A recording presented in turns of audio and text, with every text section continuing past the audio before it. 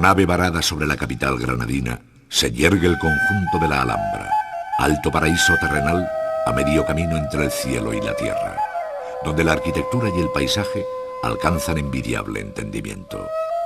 El tono bermejo de la colina le dio nombre y color. Por eso decimos la Alhambra, la Roja. Desde allí se divisa el Albaicín a la otra orilla del Darro, el Generalife, la Silla del Moro, la masa imponente de Sierra Nevada y a sus pies la fértil vega granadina regada por el Genil. En este lugar privilegiado creció la actual Alhambra, cuando Muhammad ben Yusuf ben Nasser, fundador de la dinastía nazarí y conocido como Ibn al-Ahmar, comenzó a construir en 1238 la Alcazaba. Su mejor momento, aquel en que se levantaron los cuartos de Comares y de los Leones, corresponde al siglo XIV, bajo Yusuf I y su hijo Muhammad V, conociendo su final con la toma de la ciudad por los reyes católicos en 1492. Después, otros monarcas y emperadores anhelaron para sí aquel paraje excepcional, dando lugar a nuevas obras, como el Palacio Renacentista de Carlos V.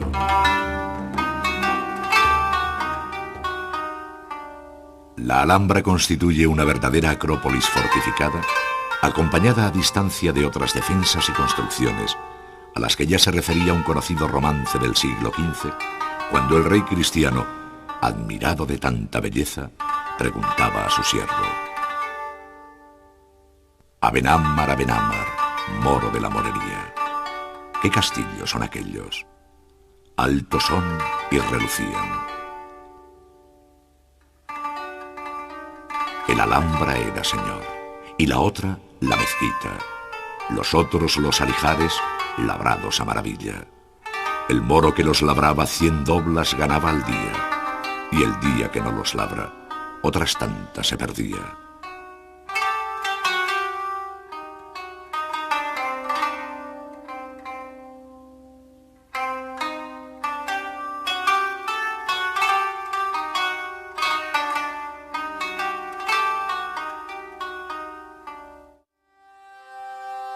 Algunos pretenden que Dios es luz y lo prueban con esta expresión del Altísimo: Dios es la luz de los cielos y la tierra. La luz es necesariamente de una de estas dos maneras: cuerpo o accidente, y cualquiera de las dos cosas que sean lo necesariamente cierto, establece que el Altísimo no es ni cuerpo ni accidente. Si él mismo ha dicho que Dios es la luz de los cielos y la tierra, significa que Dios guía alumbrando a las almas hacia la luz de Dios Altísimo en los cielos y la tierra.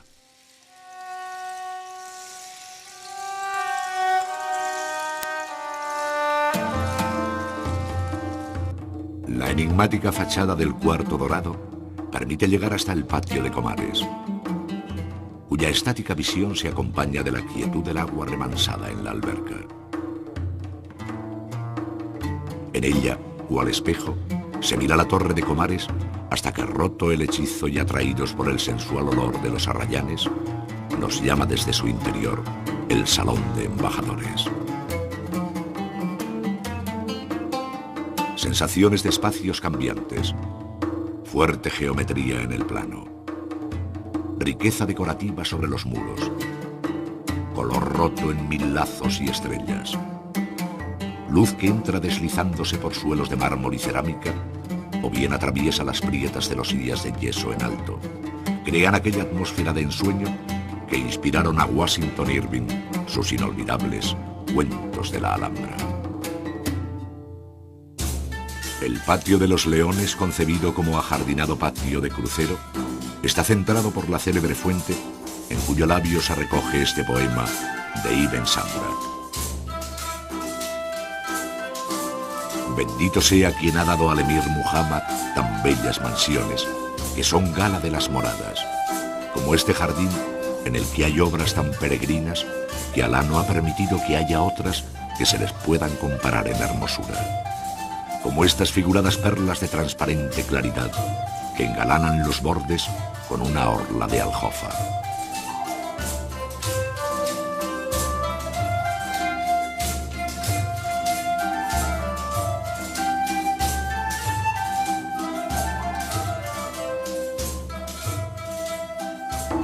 La serie de estancias que se agrupan en torno al patio de los leones desafían el orden lógico de la arquitectura para convertirse en una segunda naturaleza. Así, de sus suelos de mármol brota el agua, al tiempo que sus ricas cúpulas de mocárabes son símbolo inequívoco de la bóveda celeste. De este modo lo interpretaron los poetas contemporáneos, como Ibn Samra, que se refirió así a la bóveda de la sala de las dos hermanas. La cúpula admirable no tiene par y encierra bellezas ocultas y manifiestas. Géminis extiende hacia ella su mano saludándola, y la luna del cielo se acerca a hablarla. Las estrellas resplandecientes desearían quedarse en ella y no seguir su curso en la bóveda celeste. El poeta andalusí Ibn al-Yayab, que estuvo al servicio de Yusuf I, escribió estos significativos versos para el ingreso al baño real de la Alhambra. Entra en nombre de Dios en la mejor de las casas, lugar de la pureza, lugar de reflexión. Son los baños de la Casa Real que han hecho con cuidado grandes inteligencias. En ellos el fuego tiene dulce calor y el agua fuentes que manan. En ellos se cubren los deseos, pues devastan los dos contrarios, el agua y el fuego. La materia llega a existir por la forma, que si no se diese realmente ninguna forma, tampoco se daría la materia.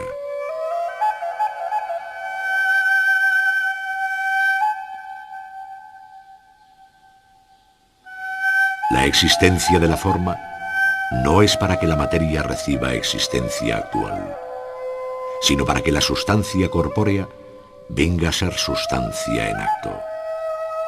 Porque existencia actual y perfecta tan solo puede llegar a tenerla un ser cualquiera cuando obtiene su forma.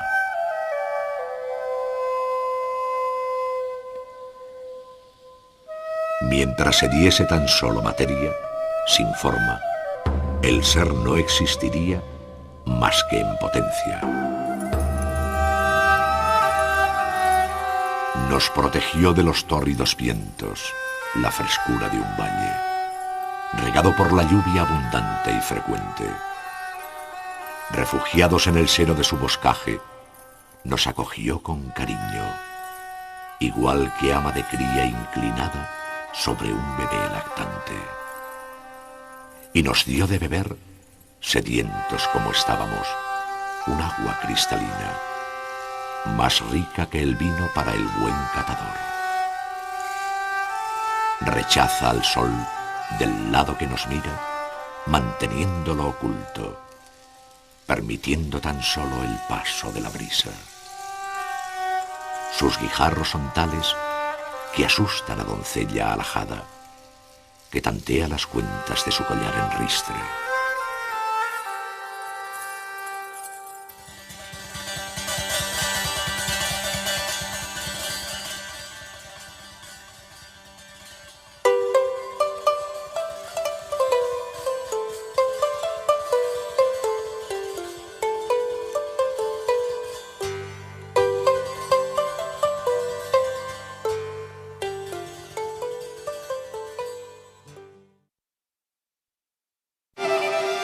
La estructura social de la España musulmana no fue menos compleja que la de los reinos cristianos, pues 3 culturas y 3 religiones, tan distintas como coincidentes en su monoteísmo, dieron lugar a situaciones intermedias en las que a moros, cristianos y judíos se suman los muladíes o cristianos renegados que se hicieron musulmanes y los cristianos viejos que bajo el nombre de mozárabes vivieron en Al-Ándalus.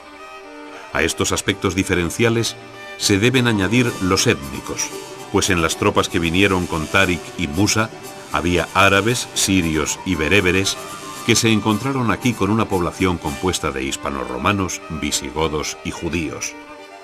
El rol social del individuo, la ciudad y el campo, ser libre o esclavo, vencedor o sometido, representaron nuevas diferencias a agregar a las anteriores, que sin embargo no impidieron largos periodos de tolerante convivencia.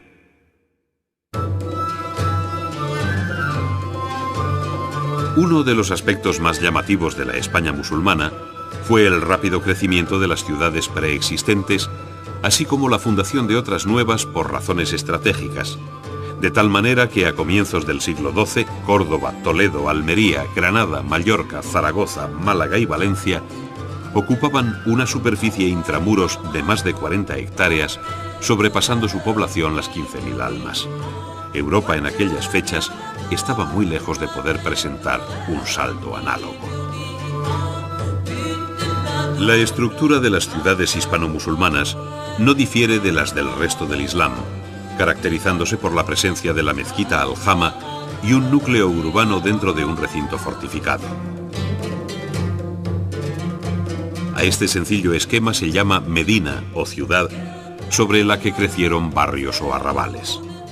Intramuros y próximos a la mezquita se sitúan el zoco o mercado, así como la alcaicería con sus tiendas de seda, alhajas, alfileres y otras preciadas mercaderías. No lejos se encontraban las fondas para viajeros y comerciantes, de las que el Corral del Carbón en Granada es una buena muestra, y los baños públicos que, como el bañuelo granadino, aseguraban la higiene a la población.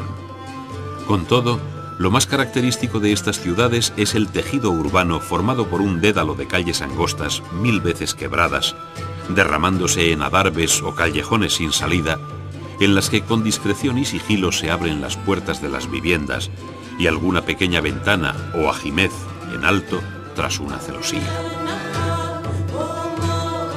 La población, según su religión, vivió en barrios propios que se clausuraban por la noche, como las mozarabías y juderías, o bien en barrios que agrupaban oficios, como los de bordadores en Córdoba y de curtidores en Zaragoza, entre otros muchos.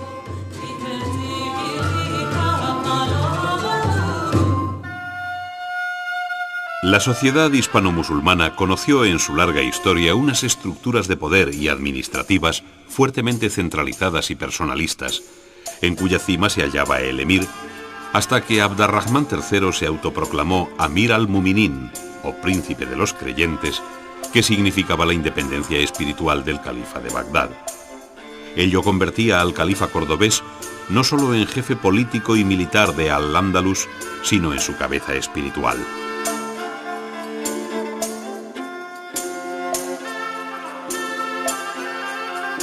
De él dependía el nombramiento de todos los cargos políticos y administrativos, siendo el más importante el Hajib, equivalente a un primer ministro, al que el califa confiaba todos los negocios de Estado, incluida la guerra, destacando por encima de los demás visires o colaboradores. Por otra parte, la justicia contaba con un alto funcionario o juez, que recibía el nombre de Cadí, el cual tenía además la obligación de dirigir el sermón del viernes en la mezquita mayor. El zoco, la Casa de la Moneda o ceca, la policía de la ciudad, etc., contaban con un jefe o sahib que se responsabilizaba del control y cumplimiento de la ley en cada una de estas áreas.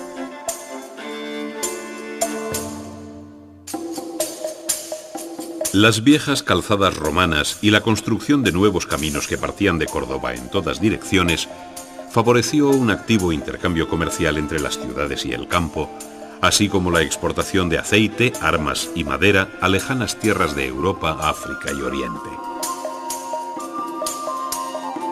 Por las mismas rutas se importaron esclavos, oro y especias. La explotación minera también conoció un fuerte impulso, donde además del oro, hierro y plomo, tuvo gran importancia el mercurio de Almadén, topónimo que quiere decir literalmente la mina.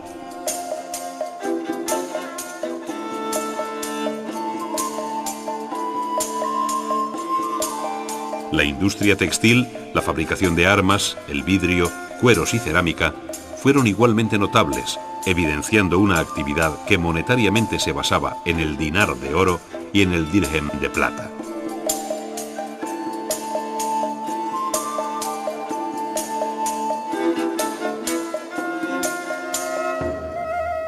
La agricultura alcanzó un ejemplar desarrollo, donde el olivo desempeña un papel económico de primer orden.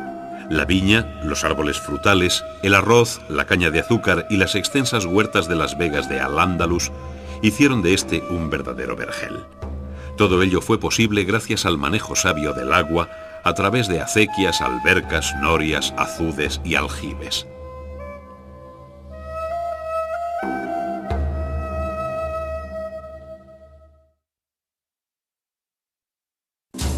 La cultura hispano-musulmana, alimentada por su estrecha relación con Oriente, marca uno de los momentos más brillantes de nuestra historia. Los distintos saberes científicos, la filosofía, la medicina, la historia, la literatura y el arte, alcanzaron cotas que en el siglo X solo admitían comparación con Bizancio. Si la cultura tiene una referencia obligada en el libro como transmisor del conocimiento, diremos que Al-Hakam II, el gran mecenas de la ciencia, el arte y la literatura en Al-Ándalus, reunió una biblioteca de 400.000 volúmenes, que Córdoba llegó a tener el mayor mercado conocido de libros, según atestigua Averroes, y que solo en uno de sus arrabales vivían hasta 170 mujeres dedicadas a la copia de manuscritos.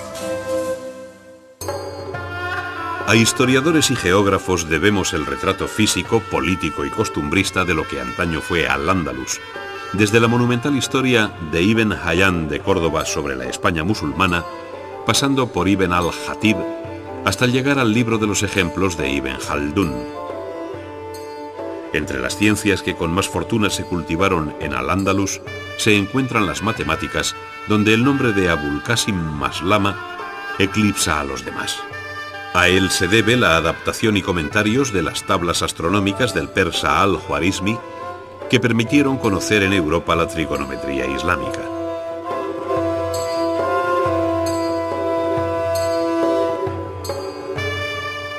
En el campo de la astronomía sobresalió el toledano Azarquiel, quien construyó un astrolabio llamado Azafea, sobre el que compuso un libro del que sacaron gran provecho los astrónomos de Alfonso X el Sabio.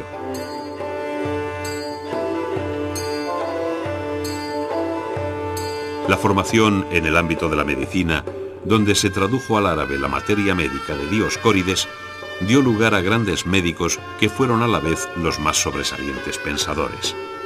Tal es el caso de Averroes, conocedor y comentarista de Aristóteles, a quien la Europa cristiana debe el conocimiento de la obra del filósofo griego.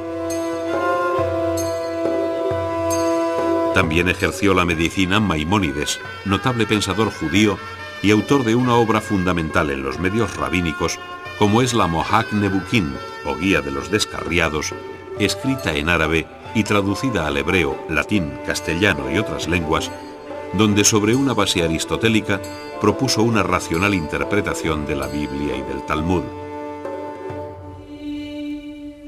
El auge de la cultura hispano-musulmana no puede entenderse sin la contribución de los judíos españoles o sefarditas que entre los siglos X y XII vivieron su edad de oro en Al-Ándalus.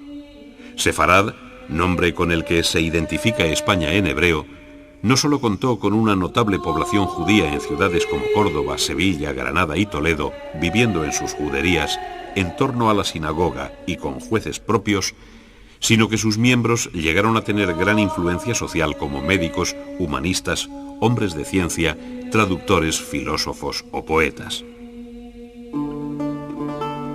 En Al-Ándalus se formó una tradición poética de carácter culto y cortesano, sostenida por reyes y príncipes. No se concebía la vida palatina sin sus poetas a sueldo, siendo los propios monarcas y dignatarios quienes mostraban su ingenio en este terreno, en el que destacó el rey poeta de Sevilla, Al-Mutámid.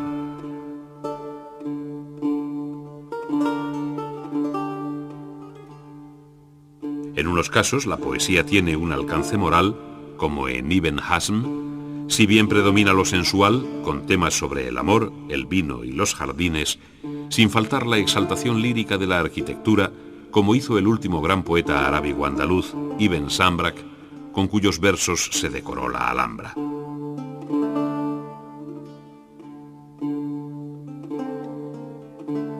No menor fue la aportación de poetas filósofos judíos que, como Salomón ben Gabirol, escribieron en árabe, siendo inolvidable el himno a la creación de Yehuda Haleví.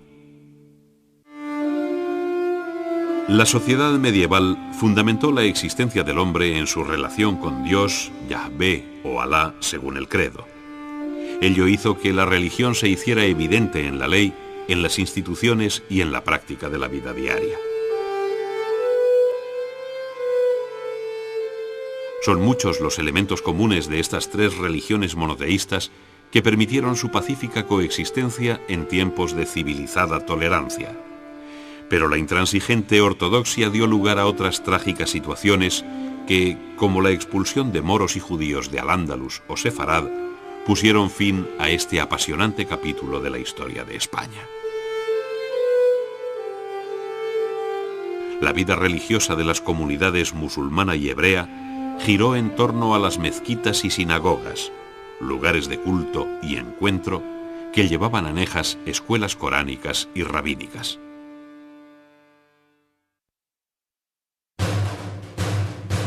El arte de la España musulmana se desarrolla en paralelo a la experiencia artística de la Edad Media cristiana, desde la monarquía visigoda hasta los reyes católicos. Se trata de un largo camino cuajado con obras que se cuentan entre las más bellas que se hayan concebido nunca. Los nombres míticos de Córdoba, Sevilla, Toledo y Granada todavía arrastran lo que aquel tiempo y aquellos hombres dejaron.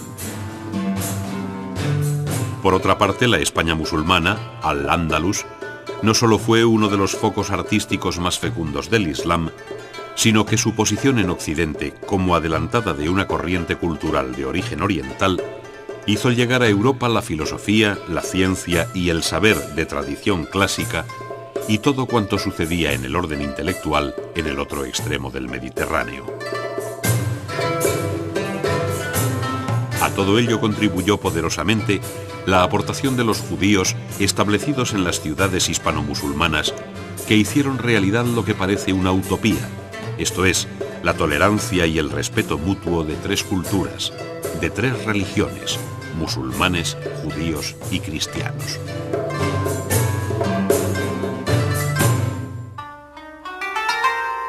Formando parte sustancial de nuestra Edad Media y conviviendo con el arte cristiano, se desarrolló en la península el más brillante ciclo del arte islámico medieval que pueda imaginarse.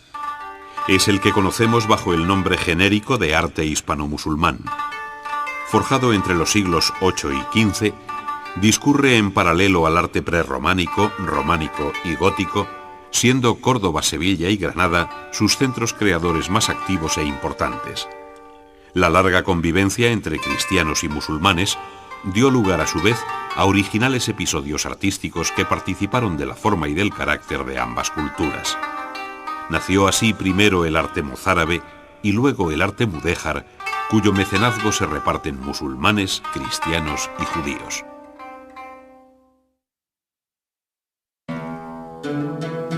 Las incursiones de Tariq y Musa a partir del año 711 acabaron con el dominio visigodo en la península ibérica, obligándole a refugiarse en una pequeña zona del norte protegida por la cordillera Cantábrica. En la ciudad de Córdoba, a orillas del Guadalquivir, fijó Abd-ar-Rahmán I la capital del Emirato Independiente Omeya del Al-Ándalus, convertido luego en califato a partir del 929, año en que Abd-ar-Rahmán III se proclamó príncipe de los creyentes.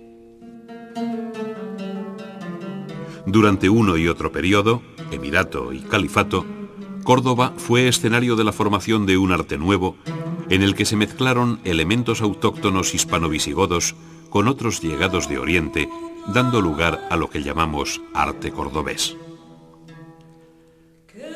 La ciudad y sus talleres conocieron en el siglo X su máximo esplendor bajo los califas Abd-ar-Rahmán III y Al-Hakam II, iniciándose con Almanzor, el valido de Hisham II, una caída definitiva de la que nunca se recuperaría política ni artísticamente. No obstante, Córdoba siempre gozará del prestigio de haber sido uno de los focos que contribuyeron a la formación del arte islámico, comparable o incluso superando nombres igualmente míticos como Damasco y Bagdad.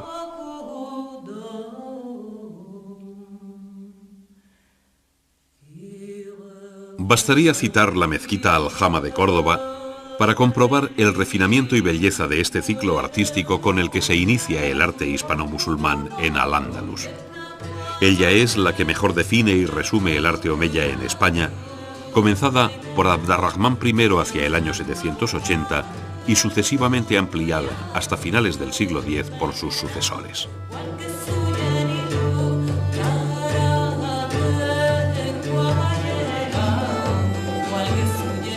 Estas ampliaciones de la mezquita cordobesa vinieron exigidas por el incremento de la población, repitiéndose en todas ellas el inicial esquema columnario formado por naves perpendiculares a la quibla y series de arcos para sostener la techumbre.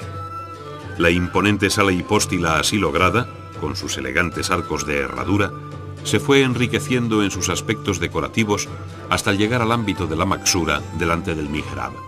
Aquí, las cúpulas sobre nervios, los arcos entrecruzados, la decoración de ataurique, los mármoles y mosaicos dieron lugar a una de las obras maestras del arte universal, cuando todavía el arte cristiano medieval de Occidente no conocía sino una situación embrionaria y balbuciente. También la arquitectura civil alcanzó altísimas cotas, como puede verse en la ciudad fundada por Abd ar-Rahmán III a los pies de la Sierra de Córdoba, Madina Azara.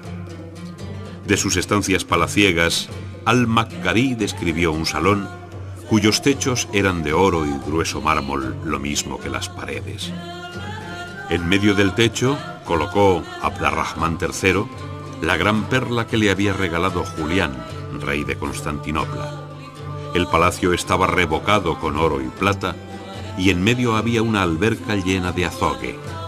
El salón tenía 8 puertas que estaban enjambadas en arcos de marfil y de ébano, con incrustaciones de oro y piedras preciosas sobre columnas de mármol y cristal. Cuando el sol penetraba en el salón y los rayos alcanzaban la alberca y las paredes, todo brillaba con una luz que deslumbra la vista.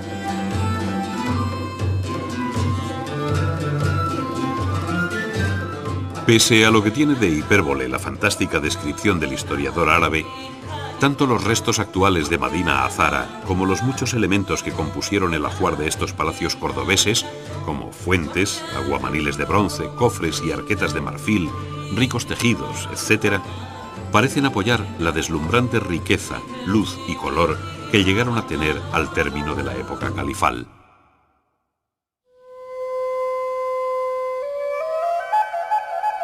El arte califal tiene en la mezquita de Córdoba su mejor expresión, sin olvidar obras más modestas, como la mezquita del Cristo de la Luz en Toledo, donde se percibe el influjo cordobés en sus arcos y bóvedas. En la arquitectura civil destaca el conjunto palaciego de Madina Azara, cuya arquitectura muestra análogos rasgos en su proporción, formas y decoración.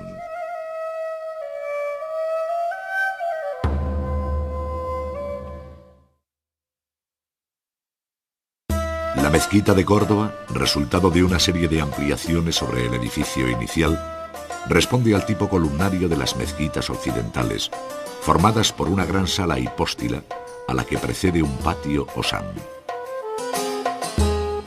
En este se encuentra el alminar y antiguamente la fuente para las abluciones rituales. La sala de oración o haram se compone de varias naves perpendiculares al muro del fondo o quibla, que teóricamente debe mirar a la Meca.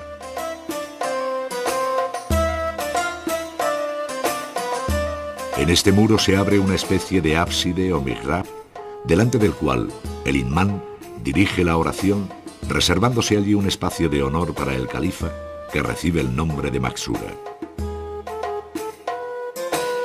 La primera mezquita levantada por el emir Abd ar-Rahmán I en el siglo VIII conoció la ampliación de Abd ar-Rahmán II en el siglo IX, las reformas y el nuevo alminar en el siglo X de Abd ar-Rahmán III, así como la ampliación con el mihrab y maksura actuales de Al-Hakam II. Hasta entonces, la mezquita había crecido hacia el sur, pero el río impedía seguir en aquella dirección, por lo que la ampliación de Almanzor, a finales del siglo X, hubo de hacerse hacia el este.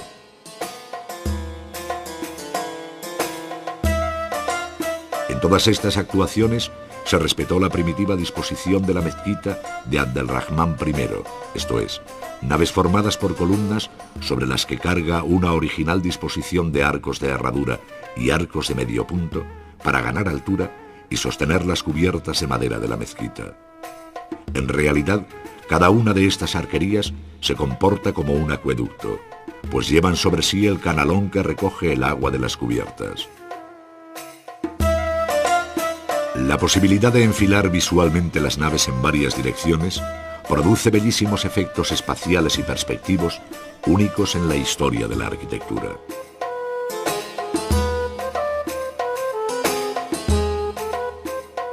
A los fustes y capiteles aprovechados de construcciones anteriores le sucedieron otros labrados expresamente, en los que se pone de relieve el espíritu clásico que conserva la mezquita en cuanto a formas y proporciones. Sobre la maxura se levantaron una serie de cúpulas sobre arcos paralelos que no se cruzan en el centro, de gran originalidad y bellísimo efecto. La arquitectura cordobesa utilizó el arco de herradura que habían empleado los visigodos, repitiendo sus proporciones y trazado, hasta que en la época califal le dio una fisonomía propia, enmarcado en un alfiz. Al arco de herradura hay que sumar la novedad absoluta de los arcos polilobulados y entrecruzados, que con sus dovelas de colores producen espectaculares efectos. Las bóvedas califales se componen geométricamente a partir de un cuadrado sobre el que se dibuja un octógono. Desde sus ángulos se trazan parejas de arcos tendidos de lado a lado, sin cruzarse en el centro, formando finalmente una estrella de 8 puntas. Del rico ajuar califal descrito por viajeros y poetas, apenas si se conservan unas decenas de objetos de marfil y bronce.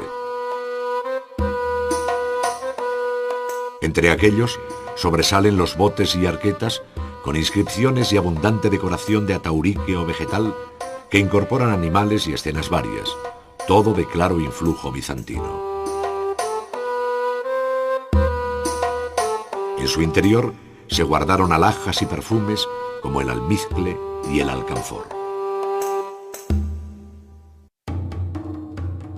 La desmembración del Califato de Córdoba supuso la división territorial y política del Al-Ándalus en pequeños reinos de taifas, muchas veces enfrentados entre sí. Ello explica que entre las imágenes más expresivas de este periodo se encuentren una serie de alcazabas o fortalezas militares como la de Málaga, donde se pone de manifiesto la compleja organización de estos recintos castrenses que siempre encierran una zona palaciega. Como contrapunto de la necesaria rudeza de esta arquitectura militar, cabe mostrar la elegancia de ascendencia cordobesa que ofrecen palacios como el de la Aljafería de Zaragoza, con sus salones y ricas arquerías polilobuladas, que construido por Al-Muqtadir corresponde al siglo XI como todas las obras taifas.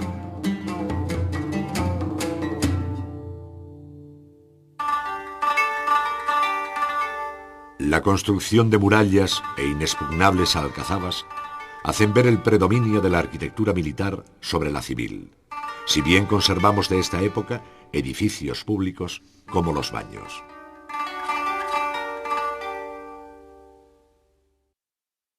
La situación política en Al-Ándalus en el siglo XI hizo de esta época taifa un periodo marcado por la guerra, dando lugar a la fortificación de los pequeños estados hispano-musulmanes.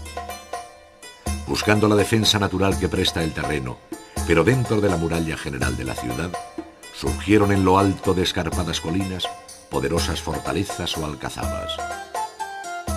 Lo abrupto de sus accesos, la potencia de los muros, la disposición de sus torres y la organización defensiva de sus puertas en recodo garantizaban una relativa seguridad a sus moradores. Entre los más espectaculares ejemplos conservados se halla la Alcazaba de Málaga, con un recinto fortificado encerrando otro segundo que alberga un pequeño barrio junto a las estancias palaciegas. Las ciudades hispano-musulmanas contaron con baños públicos conocidos bajo el nombre de hammam, visitados diariamente por hombres y mujeres de las 3 religiones en horarios distintos. Así, el baño fue no solo una necesidad higiénica, sino un hábito social.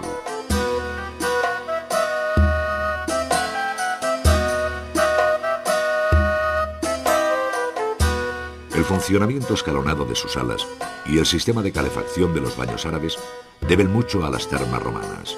Vestuario, sala fría, templada y de agua caliente, calderas, hipocausto, etc. Córdoba llegó a contar con 300 baños, pero solo restan ruinas de 2, siendo el Bañuelo de Granada, de época taifa, de los más antiguos conservados. En él se ven las características bóvedas de ladrillo con pequeños tragaluces en forma de ochavos y estrellas cubriendo salas y alcobas. Este esquema se mantendría en la España musulmana hasta culminar en el Baño Real de la Alhambra de Granada. Aprovechando la disgregación política y social surgida durante los reinos de taifas, se produjeron durante los siglos XI y XII 2 importantes invasiones desde el territorio del Magreb, primero la de los almorávides y tras ellos la de los almohades.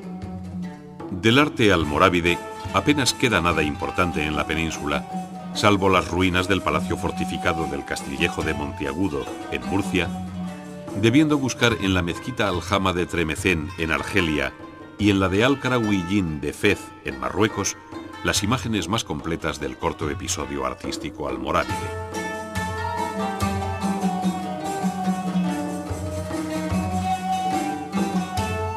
Los almohades, tras fortificar Sevilla, hicieron de esta en 1172 la capital de su breve pero importante imperio, asentado también a un lado y otro del estrecho.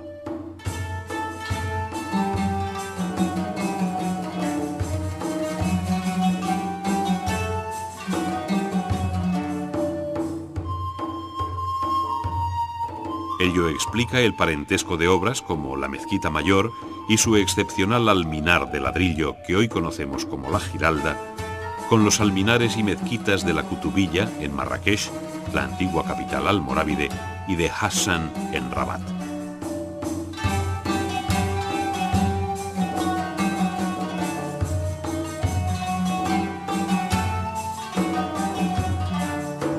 Sevilla cuenta asimismo con un núcleo palaciego de extraordinario interés dentro de los reales alcázares, donde destacan los patios del Yeso y de Contratación, ambos de finales del siglo XII. La solución porticada del primero y el jardín de crucero del segundo contribuyen a fijar los rasgos propios de los palacios de Al-Ándalus en su andadura hacia Granada.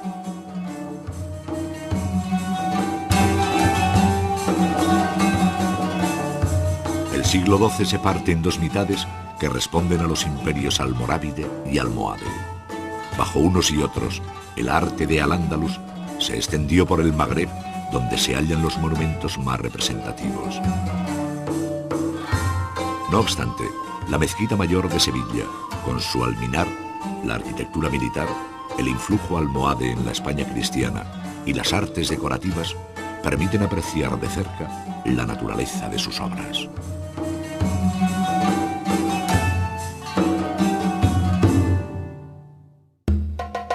Las mezquitas almohades, de acuerdo con el rigor y sobriedad de su actitud religiosa, rechazaron la riqueza de la época califal. Las marmóreas columnas fueron sustituidas por pilares de ladrillo, y los bellos arcos califales de herradura conocieron un marcado apuntamiento, según muestra el patio de los Naranjos de Sevilla. Este perteneció a la desaparecida Mezquita Mayor sobre la que se levantó la catedral gótica. Felizmente se conserva su alminar o minarete, es decir, la torre desde la que el almuédano o muecín llamaba a la oración a los creyentes. Se trata de una torre de ladrillo que interiormente tiene un núcleo central sobre el que se desarrolla una subida en rampa. Sus artífices fueron Ibn Baso y Alí de Gumara, colocándose el yamur o remate con 4 bolas doradas en 1198. En el siglo XVI se eliminaron para recrecer la torre con un cuerpo de campanas y una escultura en bronce que al girar le dio el popular nombre de la Giralda. Como contrapunto a su carácter monumental, cabe encontrar otros alminares de ladrillo más modestos, como el de Cuatro Habitán, en el que se anticipa el carácter de las torres mudéjares. La arquitectura militar almohade, en especial la fortificación de las cercas de las ciudades, desarrollaron soluciones que hicieron más segura su defensa. Entre ellas sobresalen las entradas en recodo, la barbacana o antemuralla baja, precedida de un foso de agua, y las torres poligonales exentas o albarranas, como la Torre del Oro en Sevilla. Uno de los temas decorativos del arte almohade, que luego hace suyo el arte hispano-musulmán, es el de la red de rombos o sepca. Los paños ciegos de la Giralda muestran dicha red, que no es sino la prolongación del entrecruzamiento de los arcos que se ven en el arranque de esta labor en ladrillo.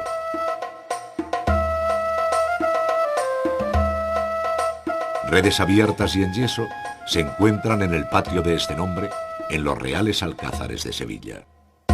Cada etapa del arte hispano-musulmán tuvo su eco en los reinos cristianos, siendo la Capilla de la Asunción, en las Huelgas de Burgos, el mejor ejemplo de la influencia almohade.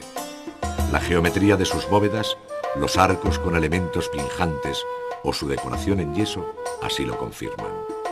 En las Huelgas se conserva también el pendón de las navas, fino tapiz almohade en seda con motivos geométricos e inscripciones coránicas. Bajo el nombre de arte mudéjar, esto es, el que salió de manos musulmanas en tierras cristianas tras la Reconquista, se esconde una realidad múltiple desigualmente repartida por tierras de Castilla y León, Aragón, Toledo y Andalucía.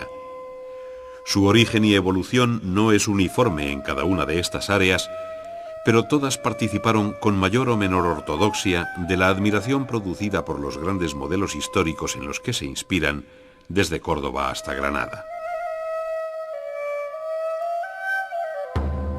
De este modo surgieron muchas torres campanario que imitaban el prismático volumen y decoración de los alminares musulmanes, mientras que los reyes cristianos miraban con envidia los palacios granadinos hasta el punto de emularlos, como hizo don Pedro I de Castilla, en los Reales Alcázares de Sevilla.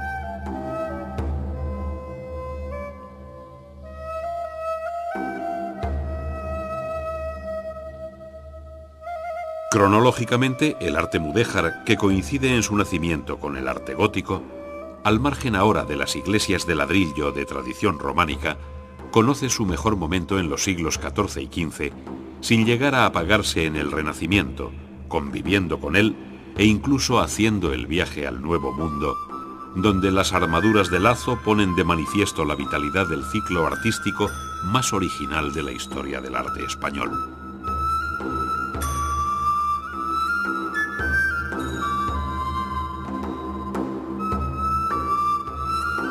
Lo mudéjar adquirió especial significación en el campo decorativo, mostrándose legítimo heredero del arte hispano-musulmán, no solo por los temas y desarrollo de las composiciones, sino por los materiales con que se ejecutaron: ladrillo, cerámica vidriada, madera y yeso principalmente.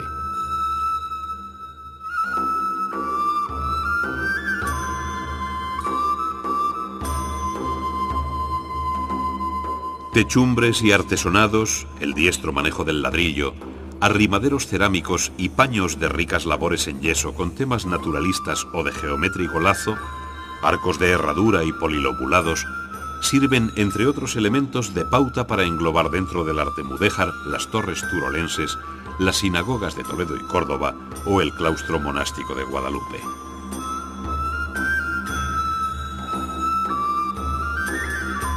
Mención especial merece la arquitectura militar mudéjar, pues cuenta en su haber con obras tan singulares como los formidables castillos de Medina del Campo y Coca, ambos en ladrillo y construidos en el siglo XV, y la Puerta del Sol de Toledo.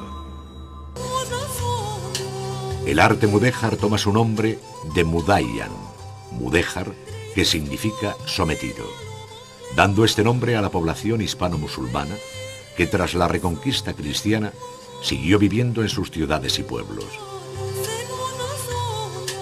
De ahí que sea un fecundo arte ecléctico en el que hay reflejo de las dos culturas, si bien domina el componente decorativo islámico fácil de reconocer.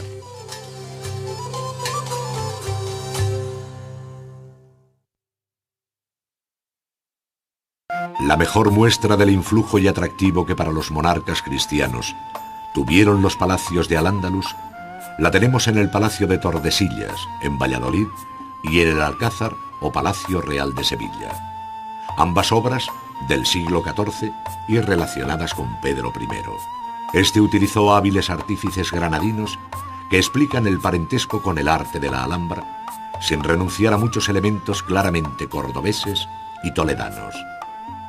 El Alcázar sevillano, con su fachada, patio de las doncellas y salón de embajadores, es uno de los más bellos palacios que cualquier rey de la Europa medieval envidiaría. El arraigo de este mudejarismo y el deseo de emular al monarca contagió igualmente a las grandes casas de la nobleza castellana. La imagen de los esbeltos alminares de las mezquitas, con sus frentes decorados, se conservó en las torres campanario de las iglesias cristianas.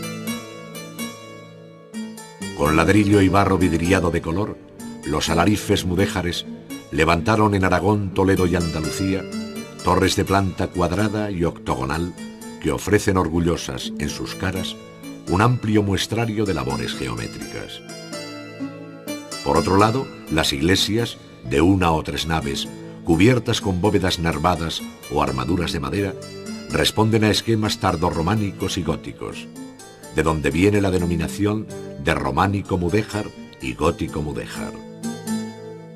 Arcos de herradura y lobulados son frecuentes en sus portadas, ábsides e interiores, donde no faltan las cúpulas sobre pechinas con geométrica decoración de lazo. Las sinagogas construidas en las juderías de las ciudades cristianas también adoptaron en su arquitectura el ropaje mudéjar. Entre ellas destaca la del Tránsito en Toledo, construida por Samuel Leví en el siglo XIV. Cuenta con una gran sala única que tiene mucho de palaciega por el lujo con que está decorada, en especial el muro oriental, en el que se abre el nicho para el arón o arca de los rollos. En el lado sur asoman las tribunas para las mujeres, habiéndose perdido la bimaj o estrado alto para las lecturas rituales. Frisos de arcos lobulados, inscripciones en hebreo, motivos heráldicos, decoración de ataurique y detalles góticos, todo en yeso polícromo y bajo una armadura de lazo, completan su prodigiosa decoración. Muchos fueron los oficios que dominaron a la perfección los mudéjares, pero quizá ninguno como el de la carpintería de lo blanco. A sus hábiles maestros se deben centenares de techumbres y artesonados para formar los pisos y cubrir los edificios, haciendo coincidir en cada una de sus piezas forma, función y decoración.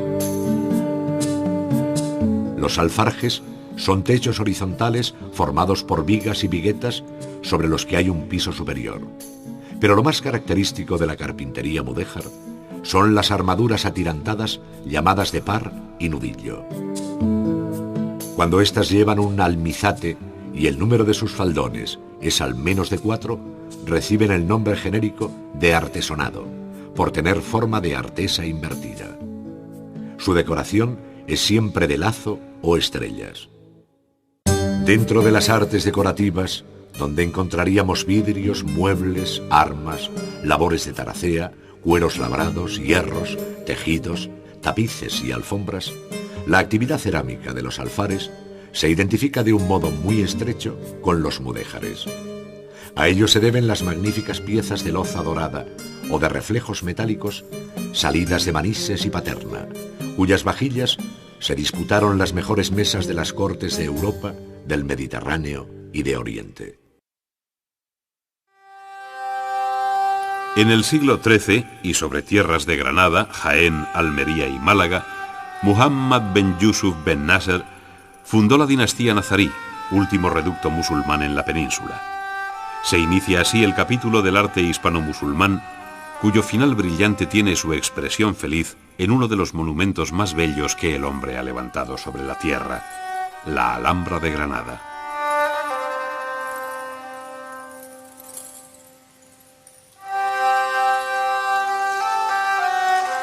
Aquí y en el Generalife se resume lo mejor que dio de sí este período que acaba con la toma de la ciudad por los reyes católicos en 1492. En Granada, efectivamente, se precipitaron los resultados de una larga tradición artística iniciada en Córdoba y acrisolada en Sevilla. Así, en la Alhambra, la arquitectura militar envolvente, con sus torres, murallas y monumentales puertas en recodo, y el ensoñador recorrido interior de la Casa Real Vieja, con sus patios, salones y jardines, se convierte en una evocación de un tiempo pasado, a la vez que, mirando hacia adelante, dará vida al arte mudéjar. De ello queda constancia no solo en los aspectos monumentales de la arquitectura, sino en su rica y polícroma decoración en yeso y cerámica. El poeta Ibn Zambrak hizo hablar así a la arquitectura de la Alhambra en unos versos sobre los muros de la Sala de las Dos Hermanas.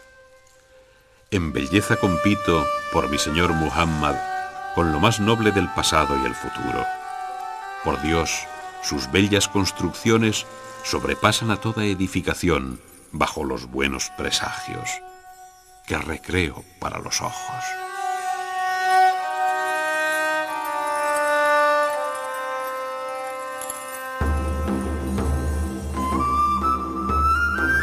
Las obras más notables del arte nazarí son el Generalife y la Alhambra de Granada.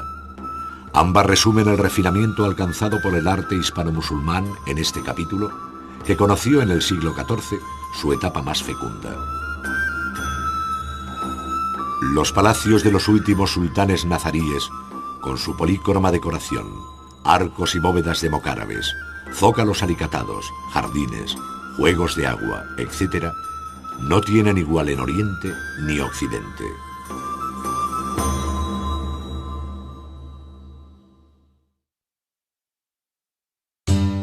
El núcleo del palacio nazarí, como en anteriores etapas, lo constituye el patio en torno al que se disponen las distintas estancias. Estos patios, de planta rectangular muy alargada, llevan por lo común pórticos en sus dos lados menores, tal y como se ve en el patio de los Arrayanes en la Alhambra de Granada.